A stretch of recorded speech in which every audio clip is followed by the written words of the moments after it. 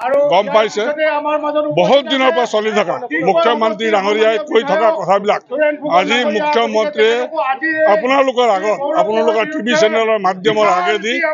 এই গৌৰৱ গগৈ পাকিস্তানৰ লগত লিংক থকা কথাবোৰ সম্পূৰ্ণৰূপে ব্যক্ত কৰিছে প্ৰমাণ সহকাৰে আপোনালোকৰ মাজত আহিছে গতিকে অসমৰ ৰাইজে ইতিমধ্যে বুজি পাইছে গৌৰৱ গগৈ যে পাকিস্তানী এজেণ্ট আৰু গৌৰৱে আজি অসমৰ মানুহক বিভিন্ন জাতি জনগোষ্ঠীক আবুৱা ভৰি পেলাই অসমৰ মুখ্যমন্ত্ৰী হোৱা সপোন দেখিছে কিন্তু তেখেতে আজিলৈকে তেখেতৰ পৰিবাৰকো ভাৰতীয় নাগৰিক কৰা নাই আৰু সেই মানুহজনে অসমখনক কেনেকৈ সুৰক্ষা দিব গতিকে আমি ভাবো গৌৰৱ গগৈ নিচিনা মানুহৰ অসমত স্থান নাই ভাৰতবৰ্ষৰ স্থান নাই এজন সংসদ হোৱাৰ বাবে এখন সংসদ 10টা বজাত সংসদ হৈ পেলাই 10টা বছৰ সংসদ হৈ পেলাই মাননীয় স্বনামধন্য ব্যক্তি তৰুণ গগৈ পুত্ৰ অসমৰ মাননীয় পুত্ৰ হৈ পেলাই আজি পাকিস্তানৰ লগত হলিগলি কৰি পেলাই আমাৰ গোটেই অসমবাসী ভাৰতবাসীৰ আগত আবুৱা ভৰিবলৈ আহিছে গতিকে মই ভাবো ৰাইজে বুজি পাইছে